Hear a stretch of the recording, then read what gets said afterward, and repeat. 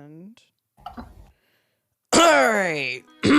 Welcome back, my filthy fucking audience. Before we begin, this is the second to last video of this story. I'm very happy to have made it this far. And I'd like to thank all my viewers and all my participants for my guest readings. So, speaking of, I have my second to last guest of this story. Go ahead and introduce yourself again, Fran, even if the audience knows you by now. Yes. Hi, hello, good night. Thank you for having me here again. Taking out of Brazil, thank you. Yeah, I mean, we need to raise money and get Fran out of Brazil. It'll happen. You'll see. Let's see. So last time, Don't forget to like, share, follow me on Twitter. Call the police. Donate to my Patreon. Oh my god, I wish I could have a Patreon one day. Let me see. So I think last time we witnessed children doing very terrible things underneath the kazoo, things that children shouldn't be doing under a kazoo, and we were teleporting with Caillou, and yeah, so we're gonna be doing a couple chapters today. So Fran, you're the one doing this chapter for narration, so get at it, my dude. Oh boy, this is some beautiful garbage right here. Yeah, of course. Chapter 29, The Closed Village. Feeling that everything's okay, but you can't just ignore those around you, and you aren't allowed to be close with them. Okay, what does that even mean? Like, what the fuck are they on? Hello? I waked up in the morning. Breakfast was served. It was Mrs. Ushima who served me. I was going to ask her where's Ocean, but my voice was so slow and tired to speak up. Okay. Leaving me with the breakfast tray. After that, I went to the lobby, so maybe I can talk to him, but he wasn't there, but Torahiko is. I finally asked, but Torahiko said that his uncle gave him a day off. He's at home with his parents. Torahiko told me not go to his house. Yeah, not go to his house. I don't like to be Oh god. I don't like to be a burden, but I'll deal with it sooner or later. He might not like being a burden, but he's been nothing but a burden this entire fucking story. I don't like this character at all. Honestly, the best character is literally the lolly. So like, Kimi-chan is literally the only good character that exactly. Kimi-chan descends. Meanwhile, later, doing nothing by myself until Konosuke gathers everyone at the candy store. Isn't the usual like candy shop? I think so. It should be a candy shop. Like, I wouldn't know the difference between a store and a shop, but I assume it's not like... I wouldn't need... I mean, I don't speak English. But yeah. He said he had some great discovery news.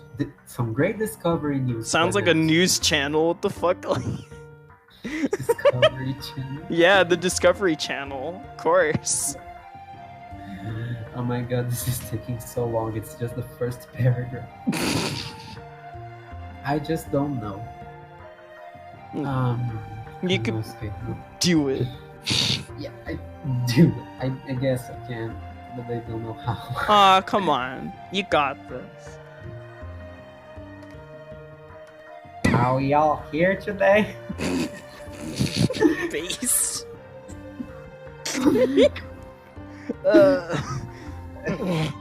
Yeah, pretty much, Konosuke. So what it fuck, what it is. So, what it is. That took me a second. I had to double take. I was like, wait, am I seeing shit? So what it is. Said. Awful. Koya whispers me. Get ready for whatever he's gonna say. Fucking dies. Get ready for whatever he's gonna say. Yeah. Oh, it can't be that bad. I whispered back. Konosuke continued. Alright. Now that we're all here, I have an amazing announcement to make that will knock your pants out. And I'm just being patient and tightening my belt. Oh. Oh no. For those who want to find sightseeing with me, I took some pictures of the landscapes and I saw something incredible. You caught a UFO? You caught an UFO? Saki interrupts. Whoa! You caught the dragon guy! Fucking pickle. So based. God. The shun's powerful. You caught the dragon god. Sounds like a 4Kids dub of like Yu-Gi-Oh or some shit. Yeah. Yeah. No. He said, I saw something on the ground deep in the forest and got a good shot at it. Here, look at it. Look at it. Yeah. Look at it. Patrick. Look. He shows to us some photographs of the mountains and lakes. There was a lot of green and blue in it. The pictures were really impressive, but I caught my eyes on something strange. One picture shows the right wing of Tatsuki's aircraft, but looking between the trees, theirs was what looked like an old house. Another picture got more intriguing. There's like old traditional walls of a sacred place. Another picture shows old buildings nearly covered by the large growing trees. And the last one shows what seems to be a shrine. That's definitely not Minasato from what I've seen above. I said, no. Goomer in homage of Pickle.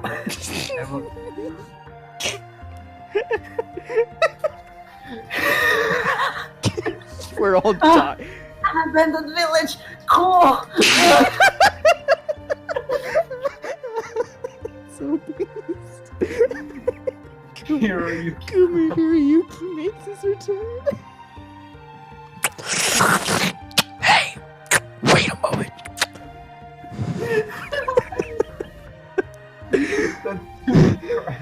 I've been flying. Blow my throat out whispering. I've been flying lots of times the same route. There was nothing in there. I saw my chance and kept it in secret. Konosuke said. I'll do Juichi with like the lolly anime voice, cause fuck Juichi, am I right? So what to do you, Curry? It's awful. That's I'll do an actual. Let's just pretend it never happened. Yeah. Chuichi asked. I was hoping we could search for it and find it as our test of courage. This is awful. This entire story is just like, it's either a really bad original shit or it's just badly recycling the original events of the game. Our amazing voice acting isn't really. The voice acting enhances the experience. What do you mean? What? No! No! No! Torihiko freeze. I'm out. Test of courage? I asked. Oh, okay. It's just only a challenge to see how brave you are, Kelly.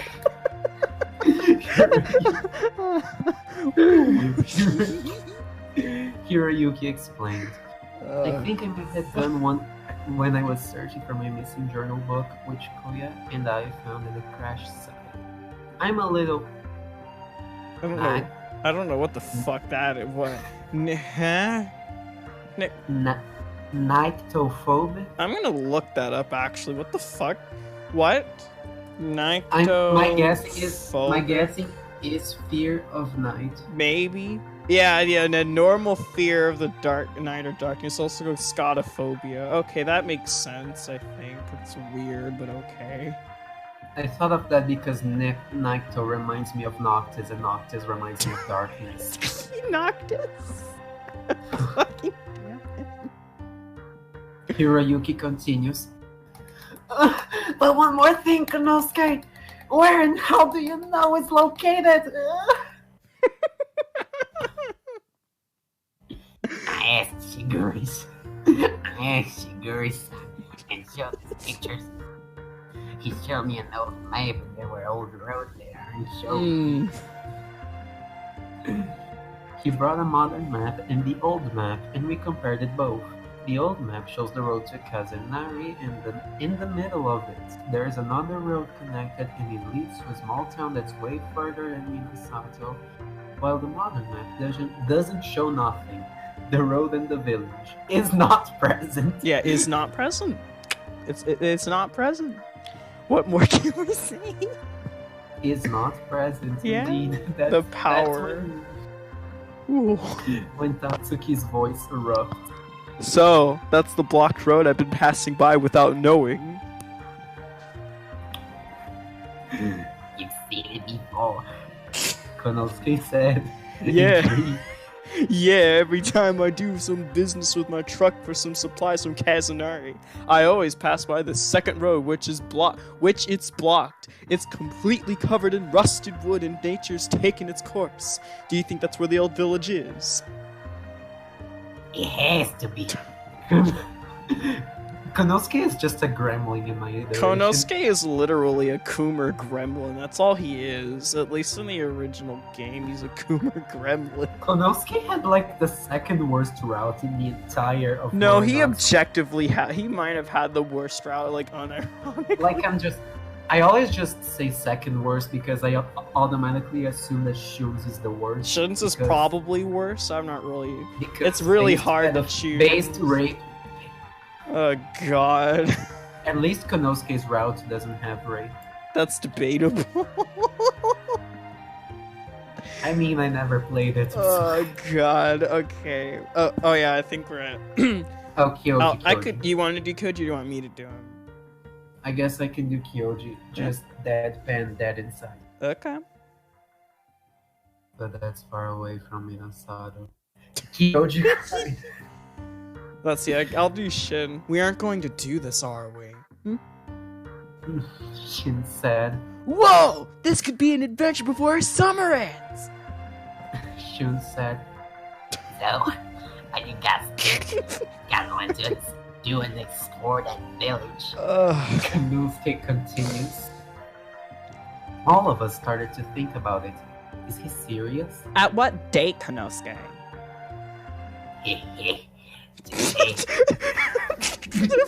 Konosuke's voice destroys me. Today. Yeah, City is free today, so why not this afternoon? Oh.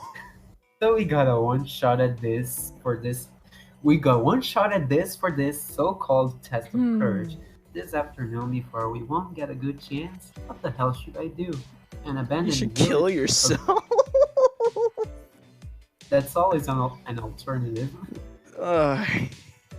A virtual ghost town. Sounds cool, but I'm not sure about it. Let's see what the others think before I say This is just a Danganronpa game where you have to tap on the stupid characters to make them say something, like one single line, and then you just move on to the next. Well, I want to go. It's really exciting. Shun joined in. Sorry, I can't go. Juichi announced. I can't either, too spooky. Saki said. Ugh, count me out. Shin said. That's this is so monotonous, I hate this. Yeah, take a shot every time you see the word said.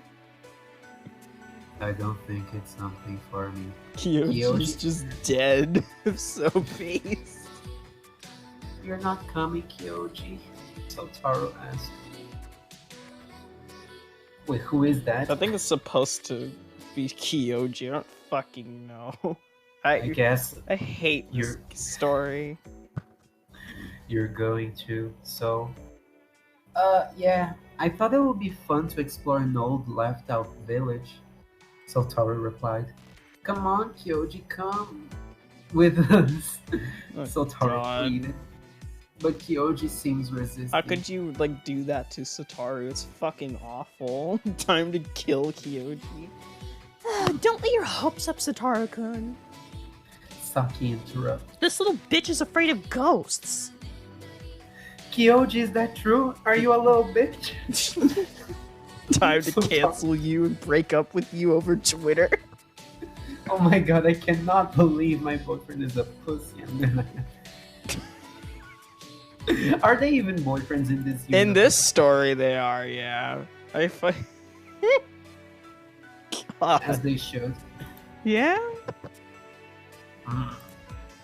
Wait, I don't... Oh, yeah. And is Wait, that no. true?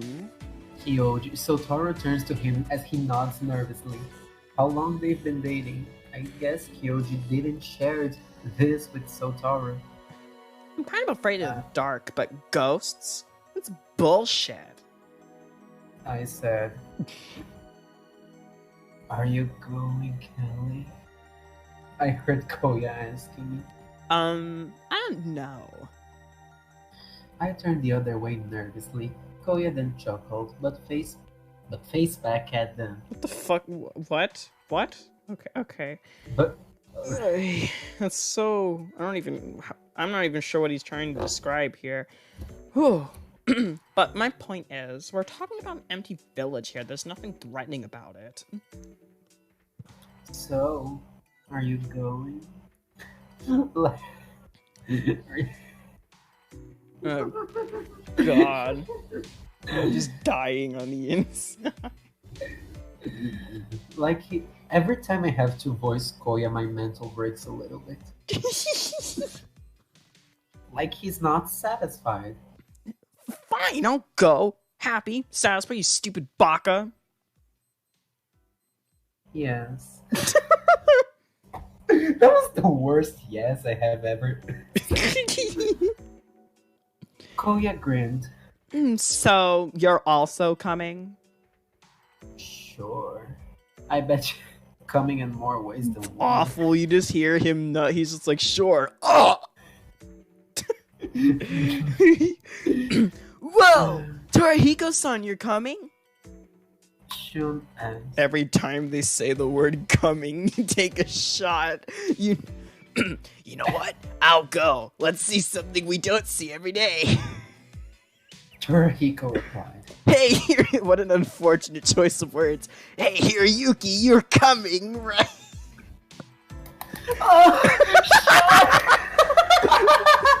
That's awful. The entirety of Kumar Hiroyuki has led up to this moment.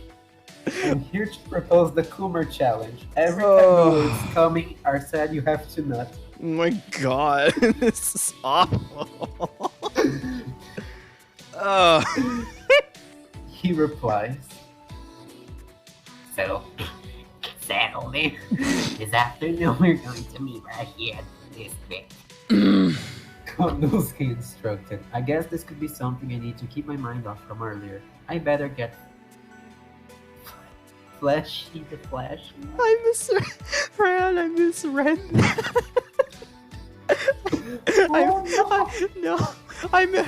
I misread it as fleshy the fleshlight. I want to fucking die. I'm going to hell. Oh my god.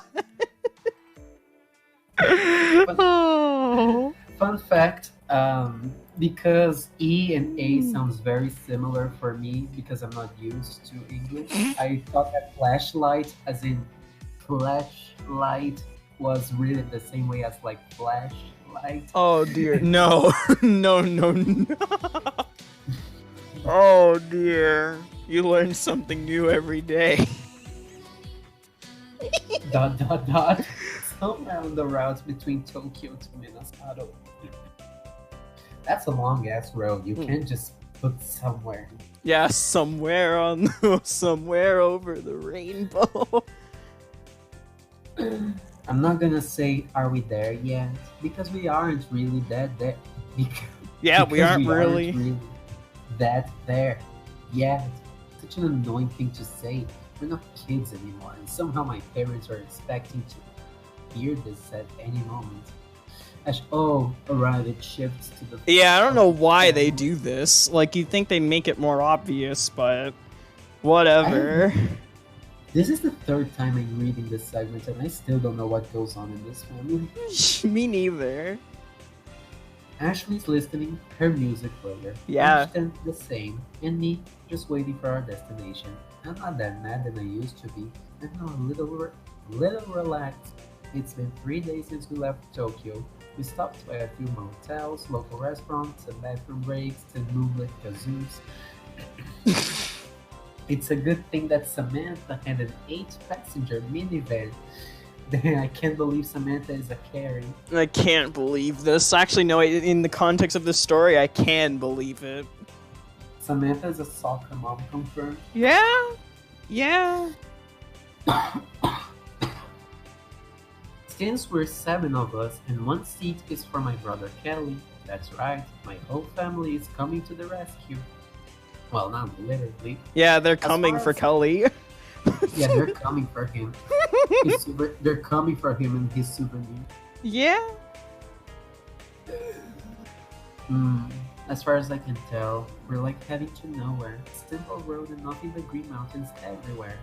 I guess I'll do like the female characters and like Ronald. How about you do all the females and I do all the males? Yeah, sure. Simple. Just for this family. Yeah, of course. Sylvia, are you still upset? Mom asked. She's sitting next to me. No, Mom, I'm fine. I said. I'm just finally glad we're coming for him. My cousins are sitting far behind the car. They're just tired of hearing my dad's bitching out conversation on his brother. But that was like yesterday, and they're at it again, but with another of his lessons for Henry. It was Dad's turn to drive, depending on the GPS navigator. Oh god, I think this is Kelly's dad saying this line. Is it? Yeah, it is.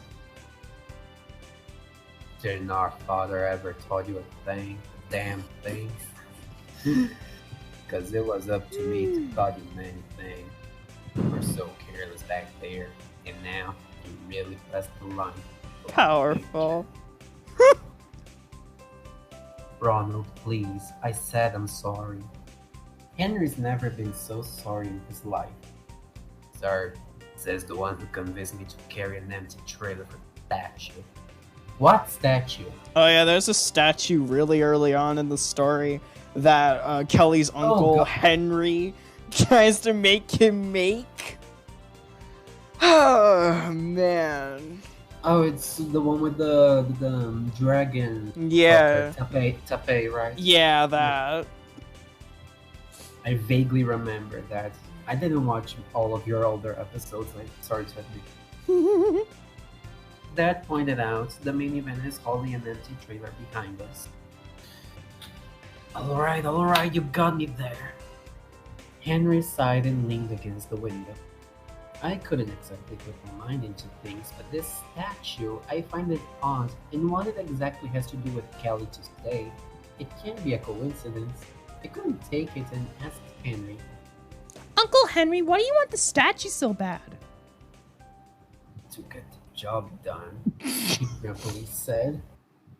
Well, I mean, I know you've been on that village before, but why did you exactly decided, to put Kelly there in the first place with a statue, right? You know what? Fuck it. I'm gonna admit something new. Henry announced. God damn it. So here's the tea. When I got to that village to pick up Samantha, Ashley and Ashton a year ago, I met a dragon man in a bar during the Bond Festival. He was kind of drunk. We talked casually until he passed out. He dropped a flyer and I picked it up. He's a carpenter of a local company in the village. I kept it for as long I kept it for a while, for as long as I can remember. And let's skip the rest after Kelly disappears from thin air. The moment Kelly said he's in Minnesota on the phone, my mind waked up by surprise. Because earlier, before, my VP asked me to hire some professionals to build a statue for the anniversary. I soon realized that I have that old firewood in a drawer, so I decided to leave Kelly in that village so I could keep an eye on the project. There, said it. Oh There's god. the tea, sis. There's the T. So what's the big issue? He let down. What? I cried. So as Dad and pushed the brakes, reaching all the way to a complete stop, the force of the brakes startles Ashley and Ashton. For 1 second of silence, I screamed again. So there was more to that, huh, Henry? Yes. Just then me with the guy with the headphones, just yes. Me? So I could get my job promotion. Can we please keep going? You bastard! I screamed, removed my seat belt, and exited out of the car. I opened the door where he's sitting and slapped him out of his hole. Base. Sylvia for Smash. Sylvia forced me. Henry Oh. screamed of agony. I hate you! I hate you! I hate you! I hate you! This is how Kefka Palazzo has his origin story. This is right. Oh. This is right before Sella stabs him in the fucking gut. Bruh. After that, he went on to purchase some clown makeup. Exactly. Henry was Kefka all along. I... God. I yelled between slaps. I should have done this a long time ago, and now I'm doing it. This is Henry awful. screamed for an apology, the little bitch, as I kept slapping him until his cheeks are burned. Damn, son. Why isn't she in Smash? Oh, wait. It's because if there was any rep from this story to make it, it'd be Kimi-chan. Oh my god, yes. Kimi-chan, please. After they stopped me from going further, Henry had hot red marks on his cheeks, Mm-hmm. burning like the kisses of the sun. Oh. This is so odd. This entire writing is so odd. We continued our road trip. Dad didn't say anything after the beat-up. He just stood there, dumbstruck. But he did tell me about not to do something like that to adults again. Ashton still thinks about how dysfunctional is the family. Oh. Yes, we kind of I wouldn't say it's dysfunctional, it's outright abusive. You just fucking spanked your uncle. Yeah. We arrived at this town called Kazunari because this town is the closest to the village by car or bus. We parked and checked in a hotel. Good thing the rooms were Western. I wasn't used to Japanese-styled houses or hotels with their damn Asians coronavirus. Honestly, Henry and Ashton have their own room. And Ashley the same. And finally, I sleep with Mom and Dad on a bed. We settled in our rooms. We're done for today. And tomorrow, we'll go for Kelly. No, we're done for today, and tomorrow we'll go for Kelly. Yeah. Mom and Dad continued their conversation that I no longer can avoid now. Yeah, I'm no longer can avoid this story. I hate this. Ronald, don't you think you're being hard on Henry? Mom said, "He had it coming. He had it let coming. it happen." He had it coming. He had it coming. He only had himself to blame. Oh my god. Yeah, this is Chicago. That's all this is. Oh my god. Ugh. Who can blame him? Now all I want to see is my little Kelly. I hope he's alright. Kelly's a strong kid. He'll define Julie. Dad embraces Mom behind her. sometimes you can't. I muttered. Oh, convenient plot device, son. When will we need you? What? I heard. I Okay. heard Mom. I hate this fucking story so much. Ah. How could you? He left them. Yeah. Because he loved them. That's deep character writing. Yeah, this is great. The brother that was only mentioned like 4 chapters ago. Woo! Mid-late afternoon in Minnesota. Thank God. Yeah. Well, not really. This is just as bad. Yeah. We gathered up the meeting point where Tatsuki's truck is waiting. Torahiko, Shun, Koya, Hiroyuki, and myself were standing here and waiting for our host, Konosuke. Do you think he's coming? This I fucking. asked. That slowpoke better not be leaving us hanging. Torahiko said. Oh, he'll be here, and also Satoru-kun is coming along too. Shun said. Didn't Kyoji already decided to come? Tora said. I'm not sure. Shun replied. Just finally, Konosuke came. So Taro and Kyoji too. They all came at the same time. Look at that. This is awful. I guess he made up his mind after all. Guess who's coming? This ain't right. This is awful. What? Guess who's coming? So Taro started. Kyoji senpai, you're gonna get over your fears. Tora smiled. Oh man. Well, maybe, but let's not get too serious about it. The Labrador said as he rubs the back of his head, a little nervous. I'm gonna be sure he'll face his fears in no time. Poor Satoru. My child. My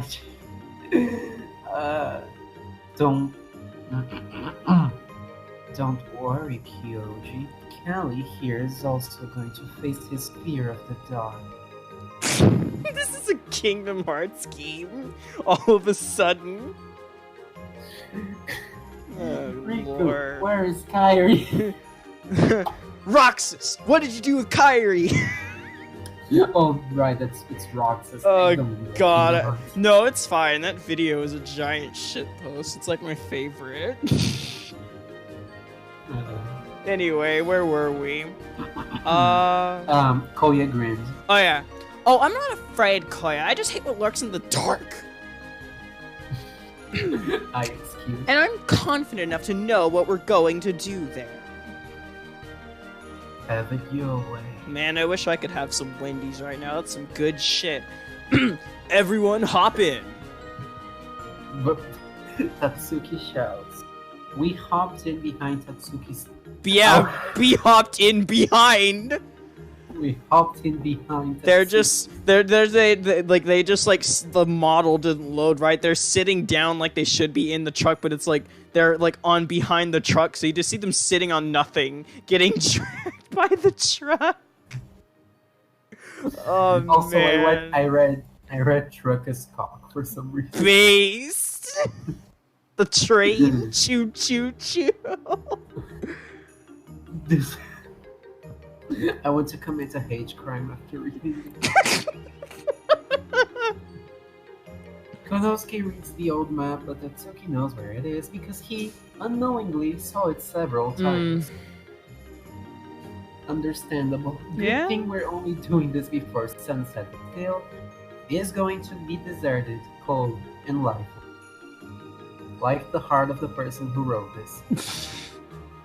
Thinking nothing about the darkness, there's nothing to be worrisome or anxious. I must keep my cool as possible. However, I kind of feel excited about exploring another abandoned place, like those documented videos I had seen on the internet.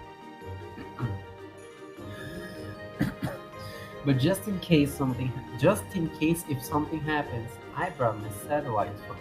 It's very likely and kind of obvious by the fact that no one has a cell phone with them, depending on an old-fashioned telephone. I brought my own flashlight, so as others. I think I'm having a bit of a lack of air here. Oh dear, you okay? It's fine. I just have mild asthma, Aw. as you know. If you need me to take over, I can. No, it's fine. Besides, I got my inhaler.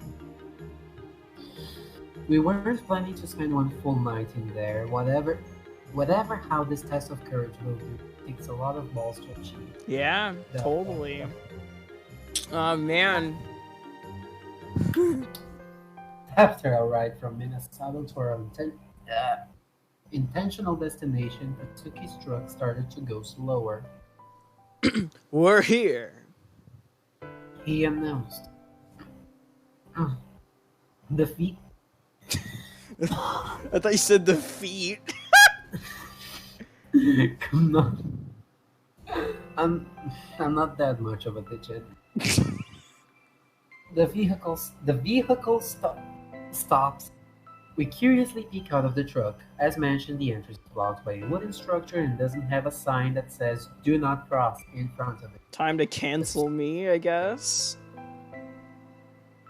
Do not cross.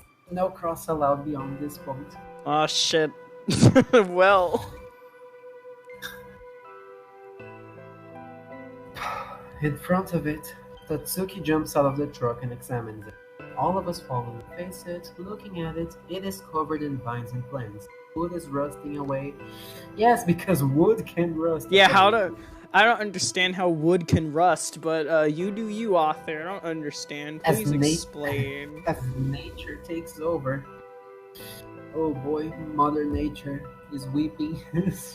I couldn't tell if it's a door or some kind of fence. Whatever it was, no one wants to go there. Let it be forgotten. Let's go home. Good thing we arrived here sooner. It's still daylight. I'm not sure if we're going this far and call it a day. Konosuke, did Shigure-san forbidden you to come here? Fucking damn it. Hiroyuki asked. He didn't say anything like that, Hiroyuki. Konosuke replied. I was curious about how the village was abandoned when I asked Shigure-san. He wasn't here. He wasn't sure. Excuse me. But he remembers a terrible incident that had caused everyone to forcibly leave forever. Yeah, forcibly Yeah. leave. Terrible incident. I don't know. Yeah, Shigure-san was too busy yesterday. I didn't hear his story. He excused. I'm sure when we get there, we'll find out stuff. That's why I want to do this test of courage. To find out what happened there. If we don't... Koya raised an eyebrow at Konosuke. Consider it as a loss. Damn. I never lose. Shut up, Konosuke. So, how are we gonna get in? Sotaro asked Konosuke. I have no idea. He replied. Just when the crashing sound of wood gave away, Hiroyuki was closer. The closest to what? Oh no! What a surprise that Hiroyuki was closer. It didn't harm him, but half of the door or gate thingy fell apart backwards. I guess that's how you open whatever it was, this barrier thingy. Yeah, I don't know the word for door either. Hiroyuki, are you alright? Torahiko shouted. This is I'm awful. fine. Oh Hiroyuki no. said as he shakes his skull. What did you do? It just broke away before I could touch it. Man, Kumaryuki? Oh no. Kumaryuki? Oh. Well, thanks to you, now we can get in. Oh dear. Konosuke said with a big grin on his face. We all got into the truck and followed the worn-out road. The old map shows that it's very close, then I noticed that it shows a bridge across a river. For a little while, we soon noticed that we already stopped. There's a bridge. We're not risking losing the truck. We're gonna stop here. Tatsuki informed. Aw, but why, Tatsuni? Shun said. He's sitting in the passenger seat with Sotaru. Good point. Kyoji said behind the truck window. We don't know if that bridge can handle the weight of the truck. It's best to just walk through it. Everyone agreed, plus me. My friends and Zoidberg. Man. I like how he excludes himself as if he's so important when really what he's doing is he's taking out the odd one out. Pretty based. Yeah, like, was it so hard to write we all agree? We, everyone, and me. Tatsuki turns off the engine and we have finally arrived. Looking around my surroundings really like the evening before. Trees had grown immensely, almost covering up the sun and sky. There's a strange feeling about being under the trees, like being inside of a cave. We look at the bridge and under it, there's a river peacefully flowing. The light sound of lapping water calms me. Oh dear. Where all this water comes from? Oh no. Hiroyuki asked. I guess this village has its own river for water necessaries. Kyoji replied. It is possible that this river may be connected to our river. God. We crossed the old bridge with no harm done. The man-made cobblestones lead to our first expectation. Our first sight was the tall shrine gate, the one I saw in my pictures, still standing majestic, but it shows signs of deterioration. Konosuke started to take pictures, and I'm actually enjoying this more than the whole thing about it. Test of courage. Wow, I just fucking threw up in my mouth.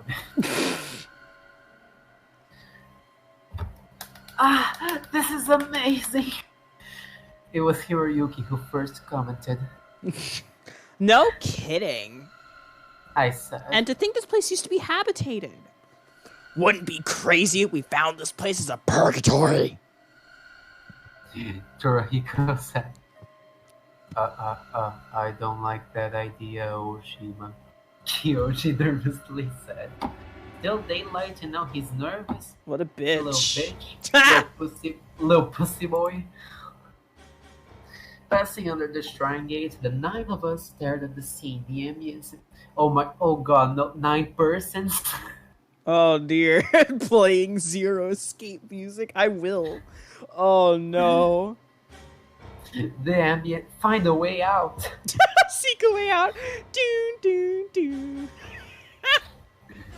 The ambience is dead silence. Silence. Save for the wind that rustles the trees and other natural sounds. The buildings are impressively intact, but no signs of life here. Not even a candle is lighted. Obviously, if there aren't people there, Where would the candles be lighted from? how would the candles be lit? The light wind picks up the fallen leaves and lifts it into. Am I saying this right? Lifted into. Lifts it in the air. Yeah? That word looks so odd. Like that's not even a grammatical error. What, lifts? Lift. I think it's supposed to be lifted. I don't know. Whatever. This is really spooky now that I see it at first hand. Before we know it, we're in the center of the town. It isn't it? Kono said as he takes a picture. Kinda. Koya replied. Well, to revitalize this village will take a lot of years to be homely again. Tatsuki said. Whoa! Do you think we're the first ones to come here? Shun said. I don't know, Shun, but we might have been the only one. Sotaro responded. Excuse me? What the fuck? Huh? Oh, okay. I have autism. Maybe this place was cursed by an evil spirit and everyone were dead because of it. Sotaro started. Well, I don't see any dead bodies. Hiroyuki said. Now. Let's not make up some theories of it. Kyoji said. You're right. Let's start this investigation. Konosuke announced. How? There's pretty much nothing going on in here. Torihiko said. People don't abandon their homes for nothing. Konosuke said. There's gotta be something that made them leave. So what exactly we're going to do? Hiroyuki said. Let's split up. I'm sorry, but is that a good idea? Koya interrupts. What if one of us gets wrong?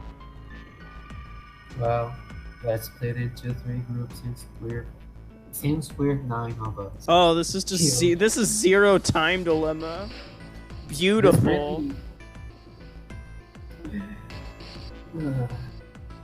He's right. Hiroyuki lighted up. 3 members per team. That way things don't get complicated. How about it? All of us nodded. For a short moment, Hiroyuki stops screaming and thinks as he starts to speak. Oh no. Torihiko, Tatsuki, and me. Koya, Shun, and Kelly. And finally, Kyoji, Sotaro, and Konosuke in the attentions. We looked at each other and it doesn't seem like we have a problem. Yeah. Yeah, we good, I guess. Yeah, we good, nigga. God. Okay, now that's settled. Let's get it here before sunset. Konosuke instructed. I guess I didn't have to worry about the night. But I still have my flashlight with me. Oh dear. Hiroyuki, Torihiko, and Tatsuki went to the north side where the temple shrine is. Konosuke, Sotaro, and Kyoji to the west side where the commercial district market is. Okay. And me, Koya, and Shun to the south side where the residents once lived. The east side is where we came from. The 3 of us walk slowly as this place is somewhat unwelcoming. So far, nothing to be afraid of. I'm kind of glad that I'm paired up with Koya, obviously. Ugh. Such a beautiful trace, and this is how they all treated those fucking awful pieces of shit. I said. Whoa! Do you think an evil spirit did this? Shun said. No, that's more of a myth. I replied. Japan is full of urban legends. Yeah, Japan has full of urban legends, yeah. Yeah. Japan has full of urban... Shouldn't it be like Japan is full of urban legends? Yeah, it should, or say something like Japan has many urban legends, but not whatever the fuck this sentence is. And most of them are really dark. Like what? Like the snake woman, the split mouth woman. Oh, that one is in a Toho game, actually. Interesting. And... Shun screamed. That jump scared me. What's wrong, Shun-kun? Koya cried. He runs directly to Shun in front of him, but Koya sighed. I can't say! Shun kept screaming. Hold still, Shun-kun, said Koya as he removes it from his face. Removes what from his face? Removes it from his face. What is it? What the fuck? Hello? Paper? Oh. Yes. he stated. A piece of paper? It flew right in my face. Please. Shun explained. Please, Shunkun, don't scare me like that, or else I'll have to kill you. I said. Sorry, guys. He embarrassingly said. I turned back to Koya. He's still holding that piece of paper on his hand. On his hand. Koya, what are you looking at? Take a look at this, Kelly. He hands it to me, holding it and looking at it. It's a ticket, but not just any normal ticket. It's an airline boarding pass. Oh The boy. date is May 15, 19 something. I can't tell what year it's dated. The ticket is worn out and pen markings are near faded. But judging the looks of the ticket, I'll say from the post-World War II era of the late 40s or maybe the 50s. Jesus, okay. Ugh. It says Hinode Airlines in capital letters. I've never heard of this airline before. It must be one of the earliest generation of the aviation history in Japan. I guess it couldn't compete with Japan Airlines and NNA Airline. What do you think? Koya asked. I guess a fellow villager was on a holiday. From Kobe? Sapporo? I don't think so. He said. I look at it again. It shows a routine flight from Kobe, Hyogo, Sapporo, Hokkaido. Here we are. We're not even near any of these two prefectures. Good thing I learned the geography of Japan while on vacation. Why, yes. Also, did I mention I know 6 languages? And I own a katana collection. Oh god, Kelly keeps getting better, I'm telling you. You're right, it's impossible, but the question is, what's this doing here? Keep it in your pants. It might be In your pants? Koya said. Alright. I obeyed, but then I chuckled. Funny, isn't it? That's not a chuckle, but okay. Why is that? Oh, the date of the boarding pass says May 15th. That's my birthday. God damn it. That's my birthday. It's so special. I am a very special guy. Someone died on this day. I smiled. Real? He grinned. I turned 18 last May before coming here, so it's okay if you fuck me in like a chapter or two. Koya just wipes the sweats off his forehead. I guess I should say happy birthday, big boy. Oh, oh, stop it. I blushed. So, when's your birthday? April the 2nd. Whoa, really? You got lucky. I wouldn't say it's a lucky birthday. Imagine getting pranked the day before so badly, and then your birthday just continues to be ass. Hey, Shunkun. Oh, shit. No, Ah, I chuckled. hey, Shunkun, what's your birth date? I turned to Shun. Well, my birthday's July the 4th. Shun responded. Shun is a Cancer, so I wrote. Okay. Really? That's the Independence Day of my home country. Huh? Whoa, I didn't know that. Sonic Shun. Yeah. He said. Whoa, what happened here? Koya exclaimed. We stopped when we thought it was a large closed door for a short dip. It was actually a pile of Debris. debris. The next rendezvous. The new rendezvous. Shut the fuck up. Of a structural building. It must have collapsed for years of deterioration. Oh no, that can't be good. There's no other way around. Koya said. Well, we might as well go back then. I said, I'm kind of hoping to end this exploration before sunset. I have better things to do. Don't be too hasty, Kelly. Don't be such a silly little boy. We'll find another. Are we really going that extreme, Koya? One way or another. No running away from me, bitch. Hey guys, I found a way! Shun shouted. He's standing on some steps of stones, technically stairs.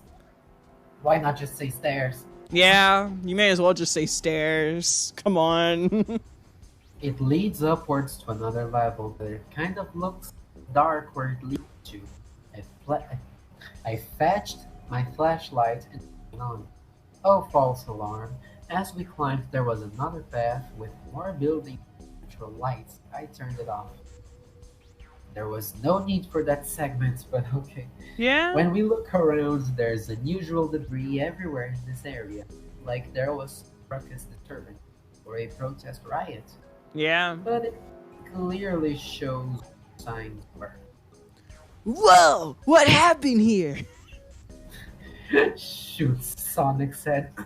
Look at that. I pointed. I almost read it as tail. A strange trail line dug out of the ground and thicker and curved past through a building.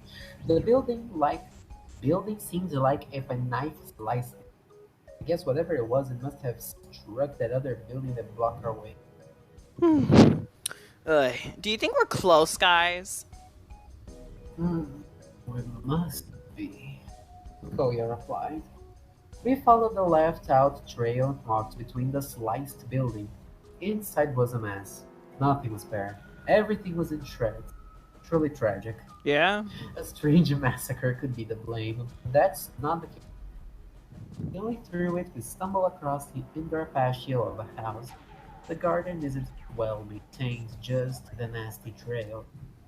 The tree in the center is burned. We pay no attention and continue our search, and if there is. Koya tried to open one of the wooden doors, but it won't budge. I won't budge. I won't budge. I mean, Kelly has the personality of a wooden door, so it works. Alright. Is this a dead end? Yeah. Right where that trail led to. You must have gone right above it, Koya said. Like a meteorite? I wouldn't say it was a meteorite, but it definitely rained down here. Rain down here? Oh! Maybe a fire rocket for fireworks went bad their last New Year's Eve ceremony. I like how retarded Shun is in this story. It's just great. Thanks. Like, I know that Shun is like super innocent and childish, but he wasn't retarded. Bruh.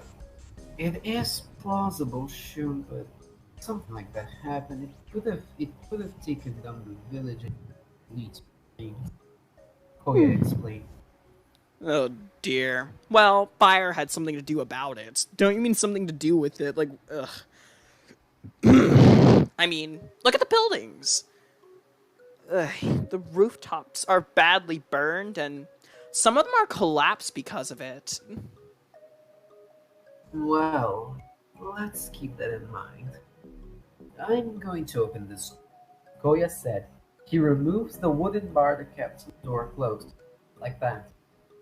Could have done it sooner. Yeah? The door creaks as it opens. It revealed our exit. Come on, guys. Go. We nodded. We exited out from that building. But things got messy. Koya Shun, he stared in disbelief and stood there. This area got more damaged than when we were. where we came. Yeah. Houses are completely destroyed, chunks of trees on the ground, either burned or nearly burned, but all in between there was something that we can't deny at first sight. Is this, I tried to ask. Shun didn't say a word. Yeah, that's what rained down from the sky. Good old Nagasaki Hiroshima ain't got shit on.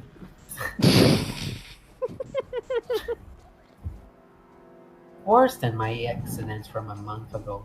Huge metallic object stood there clearly in front of me. The shape of that object is none other than of an airplane, surrounded with debris of its own system, along with the destroyed houses and trees. Jesus. Koya said. Ugh. A passenger plane? I cried. So that means... I fetched the plane ticket from earlier. I compared the airline's logo with the tail. We got a perfect match. Then that's the plane that flew from Kobe to Sapporo. I mean, it didn't made it to Sapporo. Fucking retarded ass plane. Oh! When did the plane crash here? Not sure, but in the ticket it says May 15th, 19 something. I tried to complete the last two digits. I'm losing brain cells reading this. but it's very vague to find. The flight's number is visible, 905. The ticket didn't give out details, which it's supposed to. I couldn't tell, but judging the shape of the tail, I'll say from the 1950s. One of those early commercial planes, but where's the rest of the plane? Okay, so like... Kelly turned into fucking Phoenix, right? For like 2 seconds. Okay, so like... I'm not the best at geography, but I'm pretty sure that in the early 50s, planes weren't really used for that. Not at all. The planes that they had in the 50s were like war planes. They weren't planes. Like World War II was like either midway or ended. Like planes weren't for traveling. They were for war. They were for killing people. Yeah. I don't know what the fuck this is about, but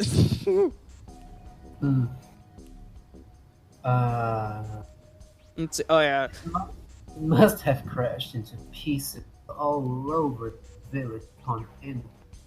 Koya said. The others will soon find the rest. So, the cause of the disappearance of everyone in this village was of an airplane crash? Shun said. People got so scared and traumatized after what happened, they decided to leave forever. Leaving the investigators. I think that's Koya. I don't care, though. I'm gonna pretend that, like, Kelly is, like, being a jackass. Leaving the investigators to not recover the remains of the plane. Except the bodies, of course. After the case closed, the village was completely forgotten afterwards. All the inhabitants went on with their lives and started anew. I think that's very likely me. Time to go back to being a faggot. So, that explains the barrier we broke in. This is my answer to Danganronpa. They must have closed it so no one could break in. I think we've seen enough. I said. Let's go back. I don't think we should be here anyways. Yeah, let's go, Shunpoo. Little cutie. I'm sorry, I love it. It's fine. He's fucking retarded in this story. That makes me sad. We found another way that seemed like it leads back to the center of the village, but instead it was a nursery 8 area with a worn-out tent. There's no one around, of course, but it left the remains of the beds and other used-up materials for the injured. No dried blood is... I read seen as semen. Fuck.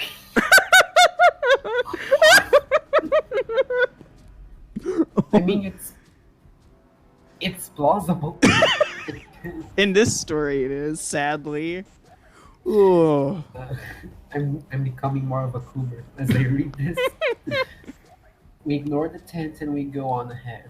We have finally... Oh no! Are you able to read it? Rendezvous. Shut the fuck up. I know how... This word... No. Okay. We ignore the tent and we go on ahead. We have finally met up at the plaza-like area because that word doesn't exist. The sun is nowhere to be seen under the giant trees. The sky has started to change into orange. I hope everyone is present so we can leave now. This is just the end of Zero Escape 4. Ooh. Koyushun and me sat on the bench. Tails Oh. the bench. Don't. One blocked message. We were the first ones to come back. Torahiko, Hiroyuki, and Tatsuki came second. They have confirmed they found a large plane when...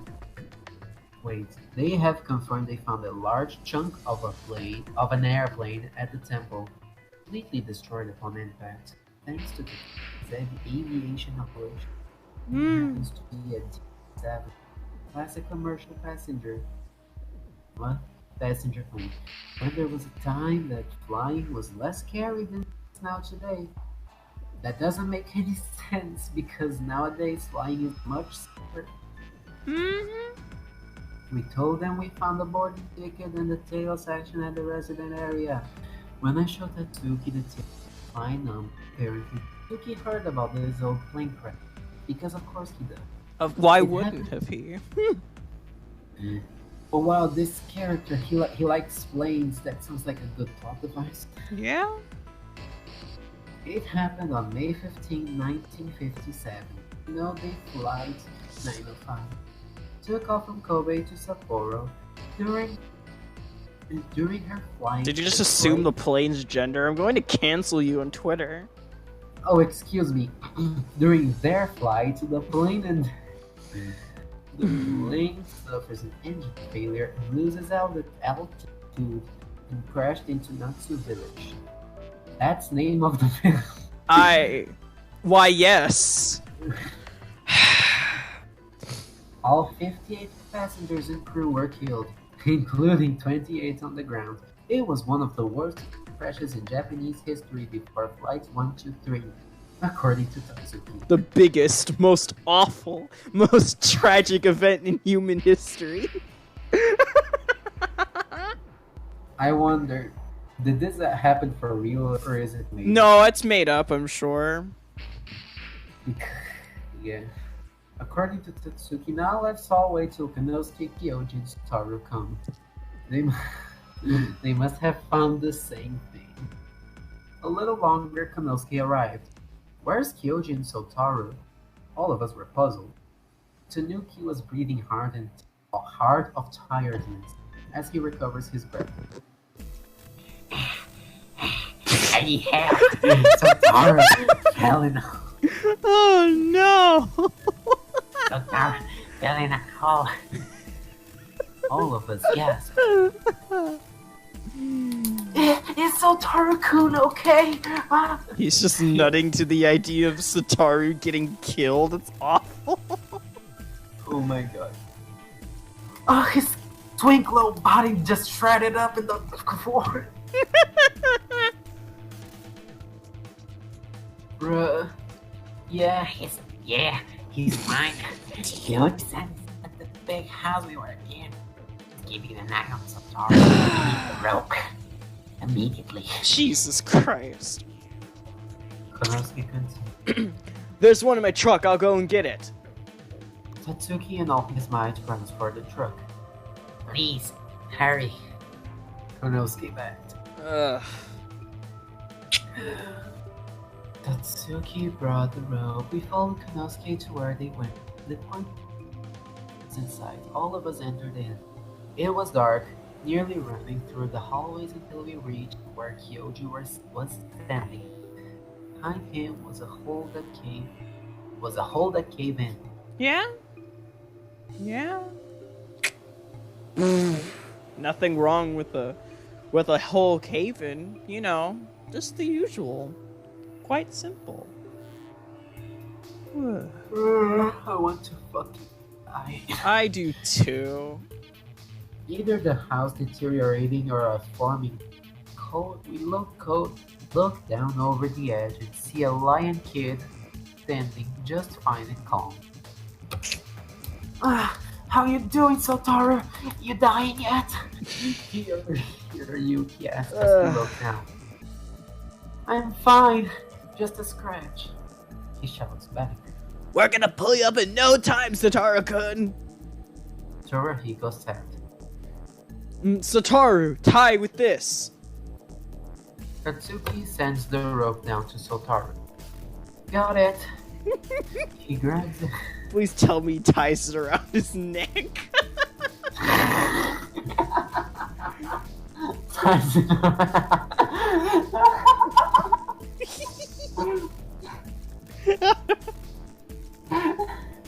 Oh, Sotaro, my baby. My baby boy. Ties it around his waist, well tightened. I'm ready. I'm ready to die. Katsuki be the strongest. He fucking He snapped. dominantly lifted Sotaro in seconds. Yeah, you He is snapped. dead. Yeah, he snapped his neck in like 2.5 seconds. Holy shit. Tatsuki just goes whoop, and then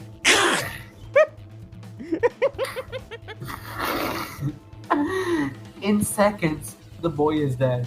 Yeah. We're glad he's dead. Okay, for real now. Sorry about that. Sotaro said. The whole floor gave out. It's alright, Sotaro. Let's go. Kyoji said. I'm glad that's over. I said and I looked down. Jesus. I shake my right foot to get the spider out, but I lost balance and land on my bottom. Oh no. Ooh. Silly Kelly, you know. You can't have a bottom if you are the bottom. Oh. The others looked at me with their startled reaction. Then I hear a creaking noise. All of a sudden, the wooden floor topples under me. I tried to hold on to something, but I started to slide down. I screamed. Koya rushed in to grab me, but he fell in with me instead. Oh no, the floor throws us into the hole. Koya embraces me before we landed on the ground. My hero.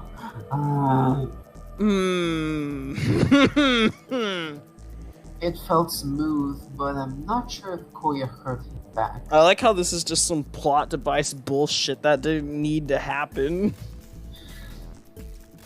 Kelly, you're okay? He spoke right after the landing. I'm okay. I said as we stand up. Koya! Kelly! Are you guys okay? Hiroyuki shouted from above. We're okay.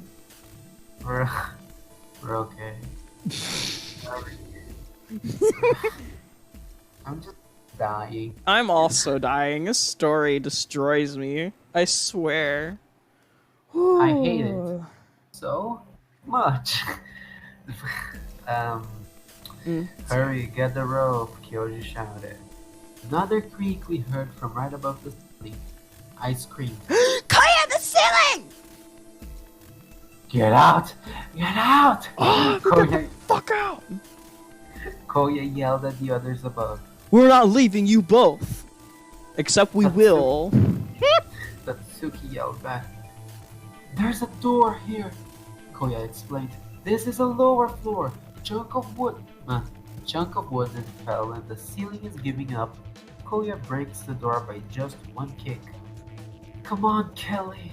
He grabbed my hand and quickly entered before the ceiling crushed it. I hope the others got out. It's so dark in I can't see a thing. Only my held being. dice. Give me a second.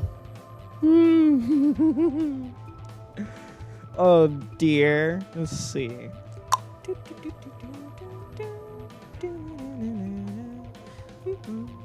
Okay.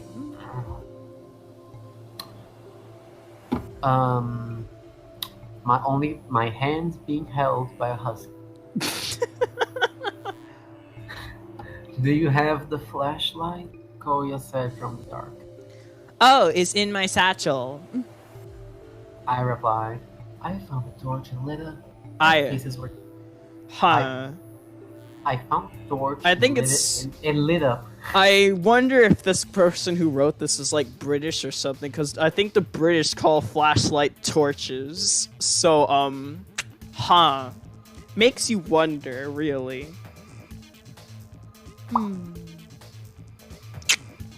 Our faces were clear, a little of dirt though.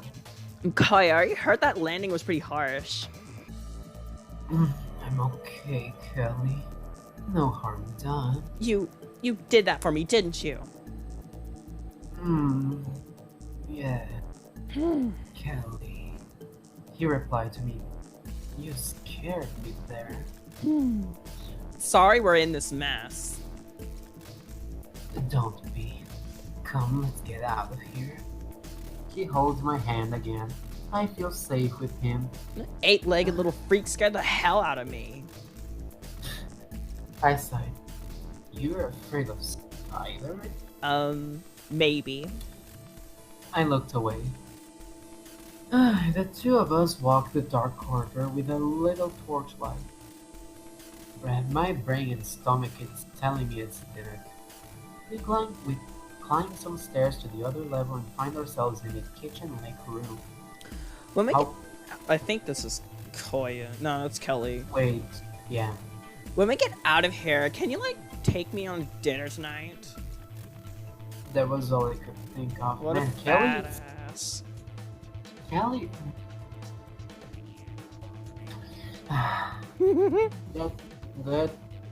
That's not. Koya replied. He started to shout familiar names. We walked by the empty dining. He just yells Obama and Hitler. Familiar name. Yeah? Birdie. As we walk by the empty dining room in the I sneezed all of a sudden. Hash you. Huh? I think. Oh yeah, bless you. What the fuck did you just say? Oh, I went like a sneeze, except really shitty and less effort, so hashu. Okay, I understood like hash you. As in, hash isn't just draw hashtag on someone. I'm getting dumber as in. Yeah, my IQ lowers every time I make a video for the series. Like I'm not even sleepy, I'm not tired, I'm just low-key getting progressively stupid. Bless you, I thanked him. After the calling, a door slides by itself, which the dragging sound started. In front of us, 6 beast men. Yeah. Isn't the purpose of beast men to like not have you? Faces of relief as we encounter them. Whoa! You guys made it! Sean gladly said, good thing there was a door there. Koya said, there was a door down there? I didn't see anything in there. Sotaru said, Well, it doesn't matter. Can we please get out of here? I begged. They all agreed. We went back to the truck, no hesitations. Let's go. Kondowski apologized for bringing us here. We accepted his apology anyways. Low gremlin Coomer fucker. Yeah. Night has darkened the day. We came back safe and sound to the village. That was some exploring there, huh? Yeah, let's go there again, Hiroyuki said. Same here, Sotaro said. We all went our separate ways and called it officially. Tiredness officially. I'm done. Tiredness was all we have. I asked Koya to stay with him for the night. He, of course, teases me for being eager and lonely. I blush. You kinda are though. Yeah? I blushed. But my excuse was that I'm stressed and scared after what happened. Oh, please, Daddy, let me sleep with you. That's all. Anyway, he understood what I meant, so he takes me to his house. Oh. In his house, Koya ordered some bento for both of us. He kept the little promise about me and him on a dinner, but it doesn't bother me that he do things by his own without being myself as modest. I don't know either. What the fuck was that sentence? And so we're eating together on the same table as normal couples. Ugh. How are you feeling, Kelly? You're a little shaky. Koya said. I'm okay. I sighed. Can't believe you dared yourself to go after me. I said. You're one crazy husky. God. Well, I did it.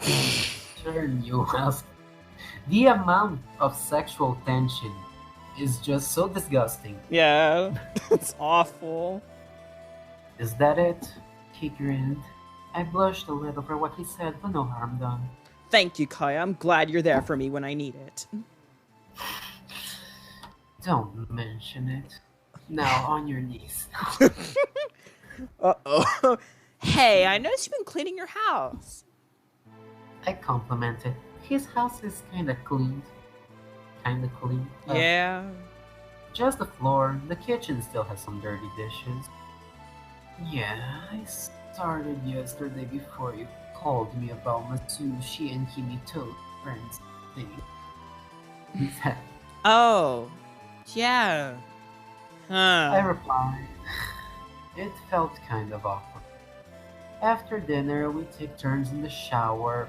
But see, imagine not showering with your musky husky. And I brought some clothes with me for bed. I usually wear a cotton white t-shirt and boxer, comfortable. As I leave the shower with a new fresh of clothes and walk to where we're going to spin, Koya likes the idea of staying together. Perfect. Yeah. I see him just only in his underwear. Is he? Are you ready? He smirked. I couldn't help but giggle or chuckle. I think this is what you have in mind, Koya. Relax. I'm too tired. I already nutted like 3 times today. So, is that what you wear when you sleep? Yeah, it's pretty comfortable, he replied. Oh. Come on, get in. This is disgusting. He gestures with a pale face. I slide in next to him. The sheets were cold, nicely cold. I just lay my back, head rested on the pillow, and stared at my hands clasped together on my chest. Okay, this is how I do before falling. But this time is different. I'm sleeping with my partner. I think I've never done with my ex-boyfriend. Wow, what? Koya snuggles me closer on my left side and caresses my cheek lovingly. I turned to kiss him. Koya, Yeah? before we left for the excursion to that village, I got a call from my sister Sylvia at the inn. My family are in Kazunari now, and tomorrow they're coming to see me. I let out. Are you nervous? I'm anxious to see them. It's been a while since the accident, Koya, and they're coming for me. Remember the talk we have? You should tell them. Especially your father. Yeah, really I'll hope tell he doesn't them. beat you up for that. Yeah, I'll tell them. God. We kissed goodnight and we soundly fell asleep. Tomorrow is another day. You don't understand how happy I am that didn't go into a sex scene. Oh my god. It's like genuinely terrible. Tomorrow will be special. Yesterday was not. Let's see. Hopefully this one won't be as bad. Alright. Okay, so now you do It's my most turn. narration. Yeah, I'm doing the next chapter narration. Okay. Let's go. August 29th, family reunion. I was kind of forced to be awake so we could say goodbye to Hiroyuki because he has some family urgencies. I guess I can't miss this. As far as I know, Hiroyuki lives in the big city. He's been keeping in touch with Torihiko as possible as he could. He's been handling this very well. I got myself dressed and headed to the bus stop. When I got there, I felt relief that the broken bus isn't there anymore. Everyone I'm aqua tinted with gathered the bus stop for their goodbyes. Hiroyuki wished for the best of us, plus me and Koya. When I said to Hiroyuki, "I'm never gonna forget you, Hiroyuki. You and Torihiko saved my life. Is this the end of Kumar-yuki? Oh no. I really wish my sister could meet you in person. If this never happened." But Hiroyuki cut it out and told me not to grind about it, and he's happy that nothing turned to the worst. This is so awful. They're really killing off Kumar-yuki. I can't believe this story. Torihiko has never been so happy to be with the one that he loves. They kissed one last time, and Hiroyuki steps aboard the bus. We waved as the bus left without problems. Back at my own room in the inn, as the days of staying in Minnesota are coming to an end, I'm cleaning up a little, mostly my clothes from the drawers and closet. Everything goes back into my large, heavy-duty suitcase. Looking around the room, it still hasn't changed much, not so messy. I pick up the cable phone and dial the numbers to call Sylvia. Since they're now in Kazunari, I can reach their cell phones. God, this entire conversation is gonna be like me talking to myself, unless someone else enters. Hello, you're calling Sylvia. Good morning, Sylvia. Oh, morning, Kelly. How's it going? Packing everything up. Are you guys coming over? Because I was like kind of hoping you guys would maybe stay a little longer till the guest party tomorrow at the inn I'm staying. Well, that sounds nice, but... I hear some voices. Hold on, I'm giving the phone to Dad. He wants to talk to you. She said, okay. After a short silence, a voice appears. Kelly, my boy, how you doing? That voice, like an adult version of me. Yeah, totally. Morning, Dad. What a surprise. I never thought you two could come over. So you and Mom already know what happened to me? Yeah, your aunt told me everything. I'm a little upset what Harry did to you. I'm sure he'll give you an apology. So you guys are now in Kazunari. You've been there before? Well, you think I'm actually stranded in here? Oh, come on, Dad. I can go to some places around too. Yep, that's my boy, alright. Oh yeah, listen, Kelly, we're coming to see you. So, as your uncle, he got something to say to you. Really? Speaking of Henry, that statue of his is now finished. I don't know if he's gonna bring that thing to the headquarters. That's what we're going to talk about. When we get there, we're gonna have a talk, okay? It's nothing serious, because you have done nothing wrong aside from being a little faggot. But... Of course I've done nothing wrong. What do you mean? Like, okay. Just as he said that, my eyes are covered by someone's hands. Kind of furry. I can't see, which I giggle. Wait, That's you. What's so funny? Oh, nothing. I can't wait to see you all. We're just, Let's see. we're just about to leave now. Bye, Kelly. He said and hangs up. Now I can focus who's the beastman covering my sight. That's Kelly. Blech. I'm not Kelly. Koya. Shit. Oh, Yeah, I'm sorry. Right. I died. Shut up. This story melts my brain. who are you calling, bitch? He said, "Oh, you. My family, Koya," I said, and he releases his hands from my hand and I face him. You know, this is the first time I hear your native language. What's your accent? He grinned. I don't know. Faggot, I replied. Do you speak English? Sure, but only when reading. Like me. He answers. But when I try to speak, You unfortunately speak with an English accent. I laughably interrupted him like a jackass. I can't help it. That's what all Asians deals with. Wow, that's not The racist at power all. of racism. He laughs. So, back at your topic. Hello, bigot. Your family are coming over? Yes, I'm so nervous and anxious to see them. Hey, come on. Remember, be yourself. Yeah, I know, but this is about that plot device we're talking about, I pointed out. He is one of your family's fresh in blood. Yeah. Yeah. He be Fresh. looking kinda fresh though, not gonna lie. I'm sure you'll feel better after telling them instead of me, like last time. Koya stated. Yeah, I did felt a little better after telling you, but it felt depressing afterwards. Well, I was there for you, right? He said as he rubs my back sensually. Do you want me to keep you company when they come? Ew, no, not yet. It's too soon to tell them. Wouldn't it be too weird when they come and ask me what I did while staying in the village and tell them my romantic relationship with a fellow villager who took care of me and his friends after the accident? Let's just keep it hush-hush, okay, Koya? God. What a Alright, fag. little bitch. I'll go back to my house where you're busy with your parents. Imagine talking to your parents. This post was made by I left my house at 16 gang. Oh, God. After everything is settled, I'll go back to you. How about? Good. See you, Kelly. Good luck. Koya said as he leaves the inn.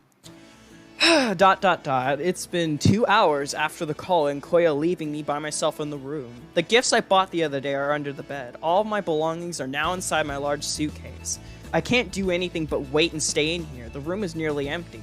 I couldn't get a call from them. They're on their way, but when? Thinking how it'll turn out when I confess to them about Connor's current status. Will they? Nah, that's ridiculous. There's no way they could hate you after keeping it for 1 year after I found him in San Francisco. They're my parents. They love me no matter what, even if I'm homosexual. Okay. I wish it was like that in real life. The door is knocking. Sure. I Sure, guess the buddy. steward showed them my room. My heart is beating in high speed. Come in! I shouted. The door opens.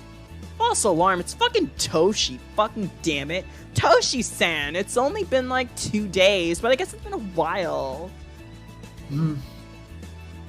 I was absent yesterday. The husky steward said. He's all calmed and strict.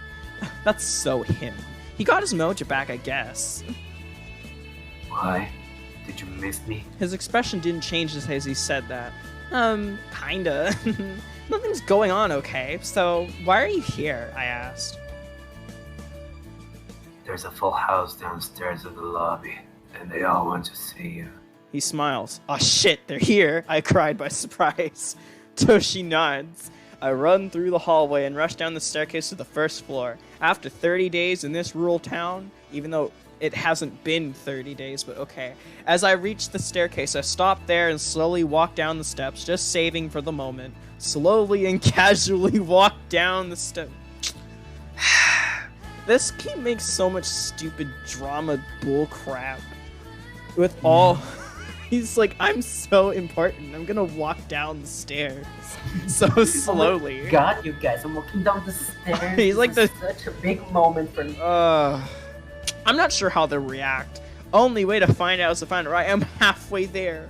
Oh gosh. Not even finished the last step to meet up the first floor, a group of 7 caught my presence. A young 17-year-old girl with white shorts and light green shirt that matches her green eyes covered by her stylish sunglasses. Her hair is flattened but ironed Long, iron, black hair. How American are these people? An older girl with dyed red hair down with a ponytail, wearing summerly clothes for the outdoors. An older dude with short, dark brown hair, wearing just gray every part of his body. Shoes, pants, shirt, cap, hat. An older woman. Why do you need to describe these people as if they're like different characters? I don't fucking like this.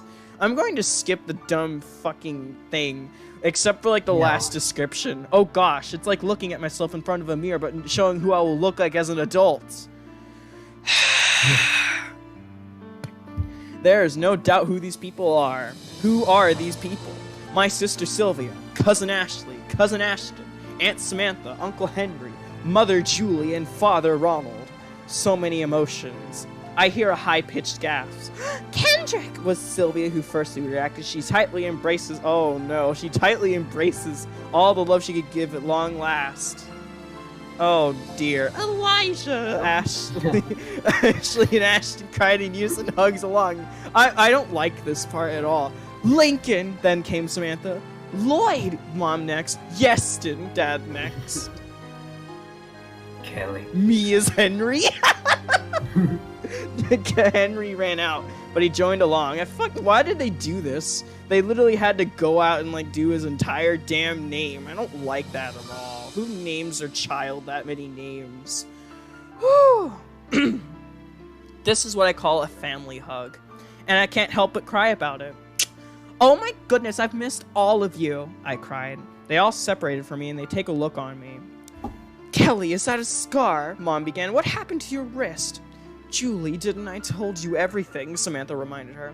Oh, I'm fine, Mom, really. I assured her. All I can do is tear it up. As always, Mom cleans my tears with her hanky, even though I can't do it myself. I gather everyone in my room. It wasn't made for 8 people, just 2.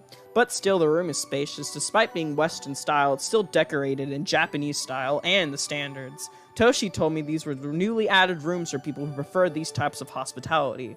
I actually keep forgetting I'm staying in a traditional Japanese inn. I mean, if it known as a ryokan. If it was a ryokan, it wouldn't have these types of fucking rooms because it'd be traditional all the way. But whatever, Kelly. The majority of these rooms are traditional. Sylvia once told me she preferred Western, she's just not used to it. Kelly, how much did this room cost you? Mom asked. Don't mind about it. We're gonna pay it soon. Dad glared at Henry. Dad, you gave me money for emergency before we left for Japan, I said. I'm staying here as shelter. Very well. I am the cousin Ashton. Stupid fake it. Let's see. Okay. Who is Ashton? Who is this character? The cousin, I guess, like the male cousin. Whatever, Kelly. Since you've been staying here for a month, you didn't give the steward a hard time, did you? Ashton jokingly said. No, that's really rude. Besides, the steward was friendly with me since day 1. Hey, Kelly, where's the tiger guy and the Japanese guy who saved you? Sylvia asked. I forgot their names. So many questions. Saved you? Nani? What the fuck? Mom and Dad questioned. Oh, they didn't tell you? I asked. They gestured their heads for a no. Right after the crash, I was unconscious. Tarahiko and Hiroyuki, that's their names. They got me out and taken me to the clinic. I got woken up the following day. You thanked them, right? Dad said. And yeah, in return, I went to their get-together party the same day. I met some new friends there. They all been so caring and supportive, even though I couldn't tell you a single thing about them besides the husky guy, but they're so caring and supportive. Oh, that was nice of them, said Mom. Can we meet them? Sylvia said. Sadly, Hiroyuki already left for home. He just doesn't live here. He visits, I explained. What about the tiger dude? He's around, but I don't know where he is now. Again, I explained. Maybe later when the time comes. This is awful. Aw. Sylvia, I know you have a thing for Beastmen, but don't take it very emotional, Ashley said. Sylvia annoyingly blushed. Damn, says the girl who dated 15 guys with broken hearts. Sylvia backfires. Damn, Ashley's a fucking whore. Can't believe this. Easy. Damn, Ashley. She uncomfortably said. That was right into her teenhood. Isn't that just a little exaggerated? Mom said. No, Julie, she's just really terrible with men. Damn. Her own mom is like, she's just terrible with men. Damn, son. Samantha replied sternly. Ashley groaned of embarrassment. I would too if I were a slut. Now then, time for an apology for Kelly. Dad announced. Oh yeah, that talk he said earlier. Henry looks a little uneasy. Hendrix. What kind of fucking name is Hendrix? I don't know. Everyone in this stupid family has shitty names. I don't like it. Hendrix? You have something to say to your nephew? Dad said. Uncle Henry stands up from floor. Mom and Samantha are sitting the only two chairs in this room. The others are either sitting on the floor or standing with Sylvia and me on the edge of the bed. Henry walks a little closer to me. He stands there and waits for what he's going to say. After all he did to me, I'm not even mad than I used to be. I had a brain aneurysm trying to read that. But still, if he's going to apologize to me, I'll make peace with him. But before he could say anything... Oh, Henry, about the statue, just so you know, it's finished. The Midoriya Company's staff are all waiting for the instructions. They're all depending on me, I said. Yeah, about that. Henry nervously responded. My eyes widened. Don't tell me you canceled it, did you? Oh, no, it's not that. It's still going. Oh, God. Then he shakily said, then what is it? I calmly said. You know that I've been in this village before, right? Because Samantha and your cousins were stuck after their car broke down? Uh-huh. Well... Uncle Henry explains the real reason why I'm in this rural town. The moment when I told him on the phone, Minasato, he knew that this would be his opportunity because he met this certain dragon man at the bar, and his dedication as a carpenter. He kept that little fire for a long time until the vice president told him to get a wooden statue for the pharmaceuticals anniversary. That was the day I disappeared. I like how this entire story has just turned into one giant coincidence as to why he was staying here. Stressed and frustrated by his job, he managed to keep it all cool by keeping me in this village for the whole month as planned, and keeping it in silence from Mom and Dad since they were in Dubai at the time. It was a lie disguised as a sincere excuse from Henry. So that's why I decided to leave you there, so I can settle with the statue project. I'm asking you to take care of it. It did work, but not my expectations. Henry finished, trembling but with a confident voice. So, Kelly, I am so sorry for what happened, for what I did to you. Not really. I was selfish because of my job. He turned to Dad. And I'm sorry, Ronald, for lying to you after all these years as a vice president. Yeah? I was, actually, but I felt embarrassed and ashamed to how to explain. Dad didn't say a thing to me, but Henry turns back to me. So, Kelly, would you forgive your uncle? ... I'm shocked. So, is that it? My face was unbelievable that he lied for me the whole month of August. What's this I'm feeling? Betrayal from a relative? Was there an alternative option to not go through with it? So it was no coincidence that there was no choice but to leave me here? This wasn't his honest excuse? If he wasn't caught, will he keep it shut? But thanks to Dad, it's all different now. It all made sense now. But there's something that bothers me. I can't explain this anymore. Kelly? Henry asked. I stared at him with disbelief. Kelly, Sylvia said. You're okay? ... Still staring at him, my face turns to a cold glare. Get out. What?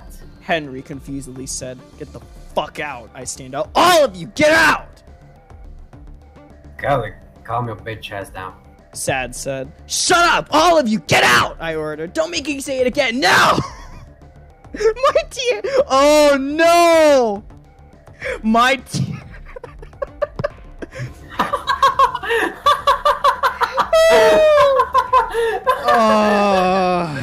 Oh no!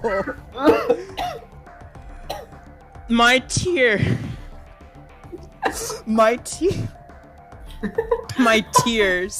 are checking on. I remember this line now. My tears are jerking off. He just has a bunch of like tear figurines from Tales of the Abyss. Oh no. The tears are jerking. Fuck. Kelly, please, you're overacting a little bit. My dad stands by and holds my shoulders. Do what he says. Henry agreed. Please, I've gave him too much damage, even though he had a great time here. I know, I don't know why Kelly is so mad when he had like the best time of his life. Like, no, for real, for a moment. Imagine this: your uncle, he leaves you purposely on this Asian fucking village to look over some statue progress, and you make some friends. You get a boyfriend. Yeah, you have buy some souvenirs, pretty you bad get some sex. You had some pretty basic sex, and then he tells you that, and it's like, I wouldn't be mad at all, would you? I wouldn't be mad at all either. I'd be like, you know what? I forgive you. You know what? It's okay because it was really chill. Yeah. But I guess it's just too much damage for little Kelly. Oh God. Okay, well, now where are we? Fine, you can go. Everyone else leave. I'll stay here with Kelly. Dad ordered. All 6 of them left the room, door closed. My aggressive reaction couldn't scare Dad away. But now, realizing what I did, I'm now all alone with Dad. Crying was all I could do. There, Kelly boy. Down. He comforts me, no matter if I was a grown 18-year-old teenager.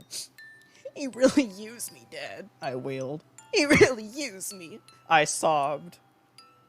He came here to apologize to you, you ungrateful little bastard. I thought that was after I got stranded here, I explained. He sent me that message like 10 days after my accident.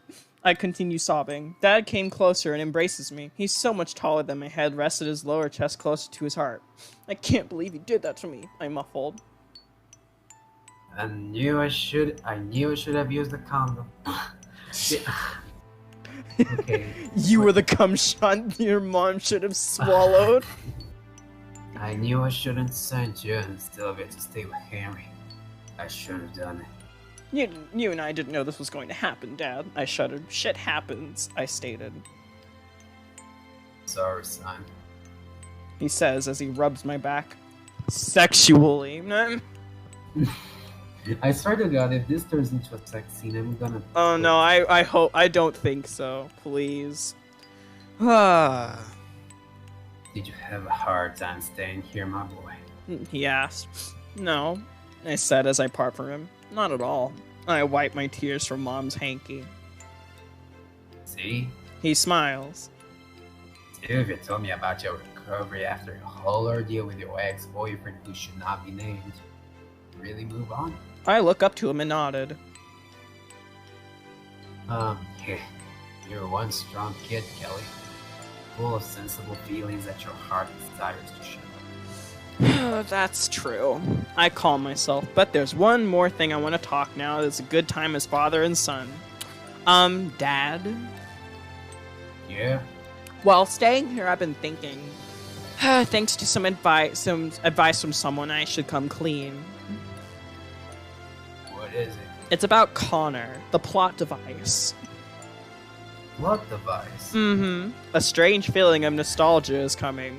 It felt like I was coming out for the first time to my parents when I was 15. That's not a smart idea. I remember when I came out of the closet at 15, my dad beat the shit out of me. No, I'm joking. Well, it felt like he did anyway. But I'm explaining something that requires a whole lot of measure of words to use correctly to understand. I told Dad about my encounter with Connor in San Francisco. From that time, he went on a trip to San Diego.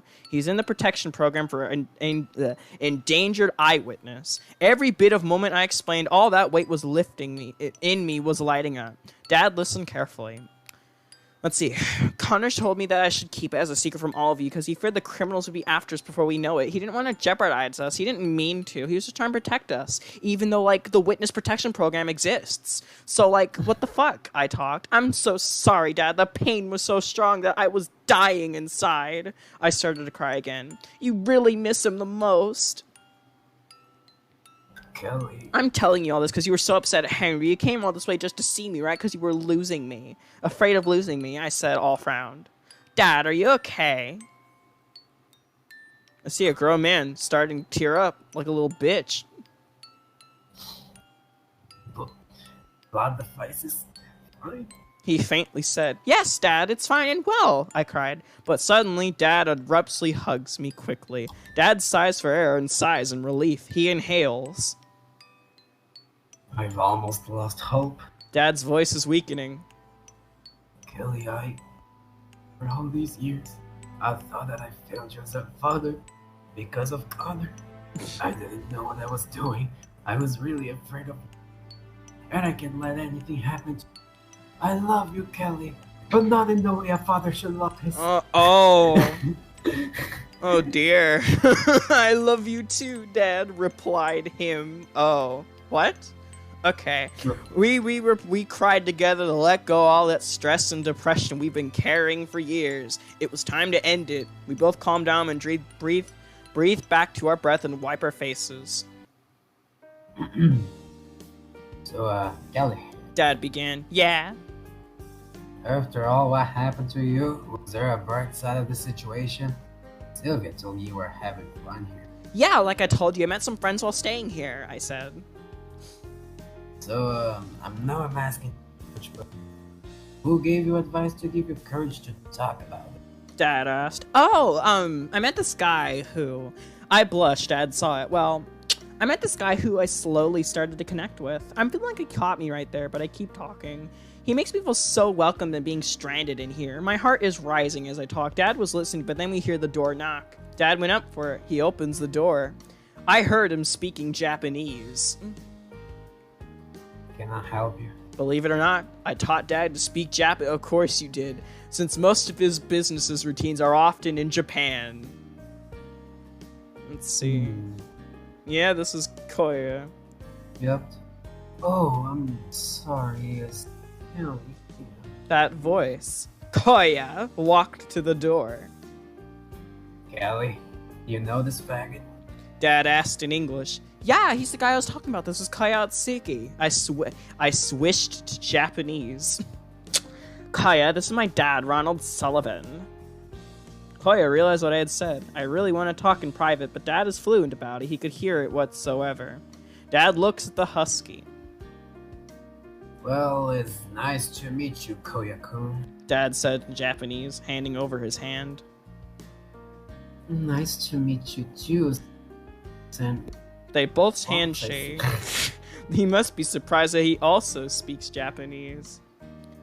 Kaya, what are you doing here? I asked. I thought you were waiting at your house. I did, but Toshi called me. Asked me to come here to check on you. Heard the commotion and saw your family waiting there, so I pushed here and wanted to make sure that you were okay. Don't worry about it. That's shit. That's Dad. Don't worry about it, young man. Yeah, don't worry about it. Don't worry about it, young man. Everything's fine. Oh God, Dad assured him. Kelly, can I talk to him in private? I wanna beat the shit out of him. Huh?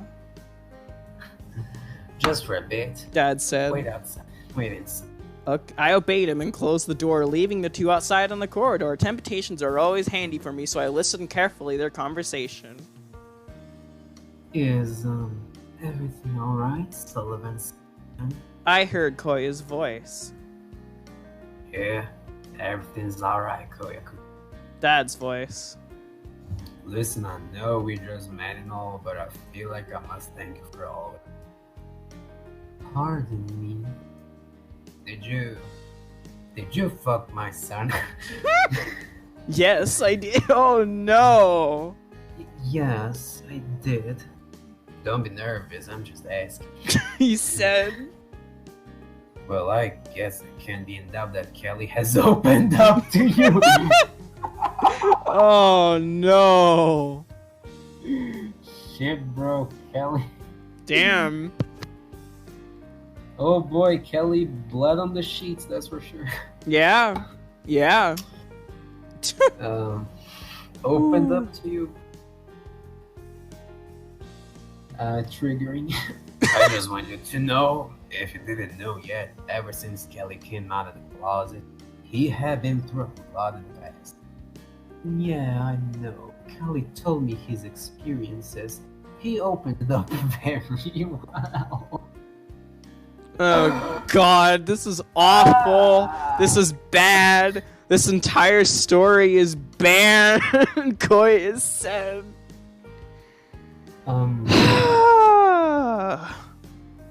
Wait, okay, so did he move on? Well, I've been so worried about him that I couldn't bear his pains anymore. I really wish I could be there for him when he really. But all I did was sending him away to solve his problems alone without assistance.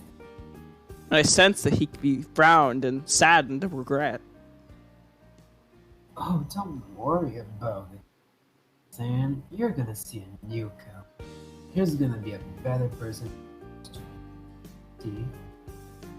You're one confident man, aren't you, Kodak? Thank you very much for taking care of me, boy. You really needed a hand. And a dick. Oh dear. I really appreciate it. I guess all he needed was fucked all along. Yeah? Don't mention. I could sense that they're smiling. I couldn't be happier. Kelly, you can come out now. Dad opens the door. As I peered out the door, I brought a smile on my face. Dad, you really mean it? You heard? I hugged him again.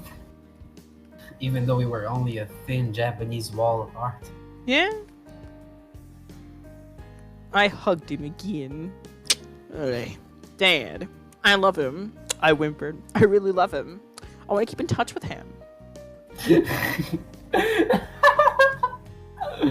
Sure. Anything for you. Dad said as we parted. Now then, you think you can forgive Henry now after all what happened? No! Sure, Dad. Come on, let's go to the lobby and He glances at Koya, who is smiling. bring a new boy toy with you if you're ready to announce it to your mother that day. He smirked. Aw, Dad. I blushed. And don't worry about Connor. I'll do the talking for you. You suffered enough, even though you really didn't suffer. He didn't do anything. He added, I thanked him. The three of us walk down the lobby and meet up with the others. Koya kindly holds my hand. Everyone, we're all sitting and waiting for us. They all stand up and Dad smiles at everyone. He calls Henry's name.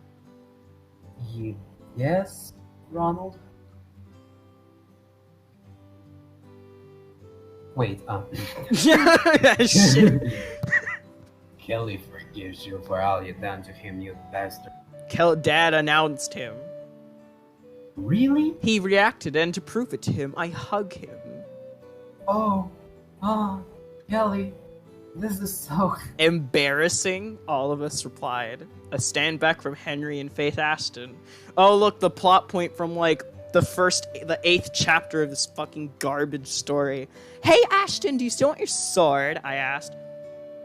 Oh, fuck that sword, Kelly. I can hear it. Fuck that sword. Fuck that sword. I dare you. I double dare you. Hilt and everything. Woo, just the tip, they say. This is awful. Fuck this. I came here to apologize for being selfish after I accidentally left you alone in Fuji. Ashton shouted. Kelly-kun, I'm so sorry what I did to you. I really am. Did you even apologize on the webcam chat? It wasn't worth it because no one really remembers it. You want to say it in person, Kelly? He's really sorry, Kelly. Ashley said. Oh, okay, I forgive you, Ashton. I replied to him, but he abruptly hugs me tightly. He may be clumsy, but he's really strong. After he parted from me, I wanted to say something to everyone at the end. Oh, speaking of swords, I brought you some gifts before y'all came. Oh, brought some gifts? Sylvia cried. Yeah, and I'm saving you for last. I smiled. Oh, me and my big mouth, she muttered. Oh, God. What are the gifts that he got? I led everyone back to the room, plus Koya. I dug out under the bed and gave him the simple-minded gifts. 2 Japanese written mugs. One says #1 dad in the world, and the other says crazy-ass uncle. Henry admitted this one as it fits his nutty personality he used to have, or he still has it. I gave Mom and Samantha some new tea sets and some green tea, oolong tea, and coffee. To Ashley, a new manga book, the kind of book she reads. I still have the yaoi one she left in my suitcase, but this one's a sequel. Yeah, I still have that one. What was it called? Silver something? Oh, she squealed of joy. And Ashton, also a book, but an intriguing one that will help him not be fooled by his fellow colleagues ever again. This book covers the history of Japan and real ancient artifacts that'll please him. Oh, and also his black sword. What if Black Sword is just like code for big BBC dildo? Oh, probably is. I wouldn't be shocked. Thank you, Callie, but why are you giving me the sword after all of it? Ashton said, "Nothing personnel, kid." He teleports behind him, slashes him in half with the sword. It's nothing personal, but you love connecting Japanese stuffs because you're a fucking weeb. I know it's a bad movie, but I did feel guilty for telling you the truth behind those swords. Callie. I'm sorry, Ashton. Curiosity got me really good. You never shared your hobbies with me. When I found out that sword in my suitcase, I felt angry and confused. So I made kind of a revenge for you the moment I found out you were the cause to leave me behind back at the hotel in Fuji. I guess it's because we haven't seen each other for 4 years since the last time I saw you, except the holidays. That came out of my mouth. Yeah. Apology accepted, Kelly, because Ashton you're smiled. so perfect. Yeah, you're so perfect. You could do no wrong. Wrong. We are all wrong. We should be sorry for you. Thank you. I can't believe I said that in front of everybody. Did I really change? No, you haven't. It felt great. We all smiled at the end. You didn't grow. You didn't evolve. Yeah, you didn't evolve or nothing. I hate this character. And lastly, the last gift goes to Sylvia, I said. Close your eyes. I ordered her. Dad covers her sight. As I look over, the closet's nearly empty since I packed everything up. I pick it up and put it in front of her. Open your eyes. Dad lets her go and she gasps and screamed. You bought me a kimono? She squealed. I knew you were gonna love it. Oh my stars, thank you, Kelly. Sylvia hugs me with joy. Afterwards, we lunched together at the Ramen restaurant, and everyone was curious about the handsome husky I'm hanging out with. I introduced him, and he introduced back, talking about himself. Good thing most of us, except Mom and Sylvia, speak Japanese, but Koya had managed to show his English skills to both, enough for them to understand. I talked to Dad if they can stay a few more nights for the inn's guest party tomorrow night. This is the best opportunity to meet up with everyone I met and introduce them to my family, except for Kumuyuki-kun. Dad agrees. After showing them around the village until the late afternoon, they all headed back to Kazunari since they were renting a hotel there. I told Mom that I'm going to be fine by myself tonight like the other nights I've been through. Before Dad and the others could leave, I made some private, serious talking with Dad and Henry. They listened and understood my request. So, tomorrow I'm going to make someone's day. After they left, Koya and me in my quiet motel room finally take some rest after a long day I'll never ever forget, ever. I told Koya everything what happened today before Toshi called him to come over. You know, proud of Kelly. Koya said. You really take the chance that could get in the way. One moment.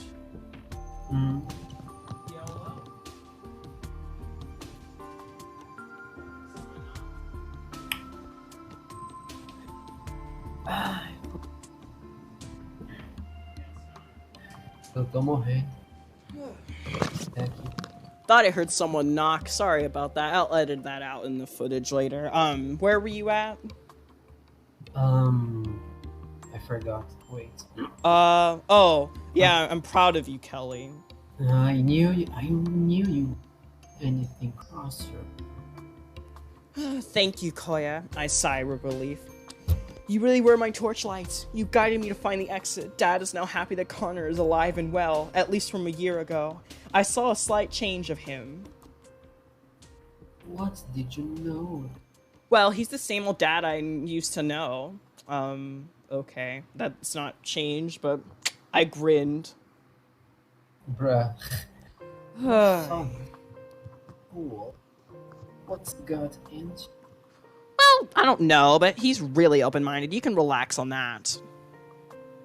I can't believe I just met him and we lunched together with your whole family in one day. He exclaimed. I laughed, and we both laughed. Meanwhile, in Kazunari.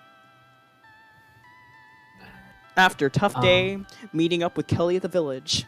While driving back to the nearby town we were staying, Dad made an announcement that shocked us all. He talked carefully as he explained. All I could say was, My brother is somewhere in San Francisco?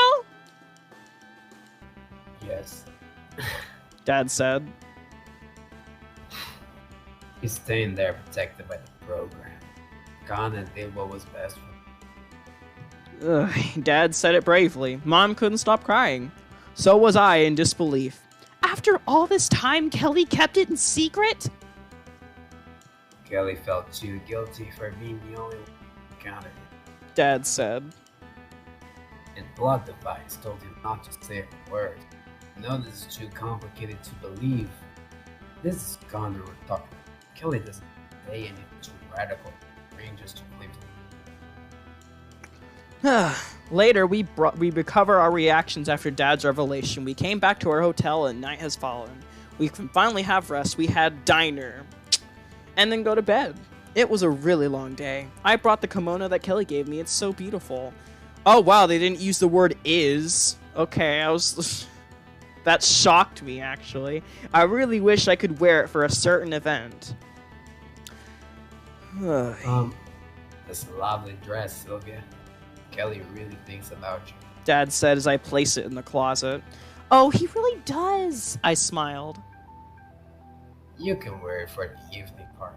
He mentions. Really? That's great. Would you two be quiet? I'm on the phone, Mom said. Ronald, I think you should hear this. Who's calling? Some agent. Agent? Put it on speaker. As Mom do so, Dad talks. Hello, this is Ron Sullivan. Who am I speaking to? Yeah. Like I was trying to do the Kimi-chan. Kimi-chan calls them. Oh God. This is Agent Ramirez from the FBI. I see that you and your family are on vacation overseas. That's correct, but why are you calling agent? I like how the FBI just casually calls people. This is great. Well, we'd like to tell you that. The voice from the phone explains something we never thought actually could happen in such a real-life world. I cried of joy and run to their rooms and screamed like no crazy American girl ever shown excitement in years. We must tell Telly about this. Man, it's over. That's the 2 chapters. We win. Holy shit, how do you feel? Is it over? Yeah? My throat hurts. I don't even know what the fuck happened these 2 chapters. I like how, like, a good half of the first chapter, like, legitimately didn't have to happen. Like, a good chunk of that really didn't need to happen. Holy shit, like, come on. Well... No, you see, you're missing points, because you see, if you scroll up right here, you see, there's this part where Kelly says, "You were my torchlight." You see, this is clever, because earlier he really was the torchlight because they were in the tunnel. Look how clever the writer is. Man. I'm gonna strangle myself every time I read this story. Well, let's see, you have any words for the audience? Not really, just thanks for having me here, thanks for listening to my awful Brazilian accent for like an hour and a half. Oh, your accent's just fine. Silly. Anyway. So, yeah? That's all I can say. I think that's all. Yeah, we'll see you next time, and next time will be the finale. So, thank you for being here, Fran, and thanks for whoever watched this all the way. So yeah, that's that. See you later, my dudes.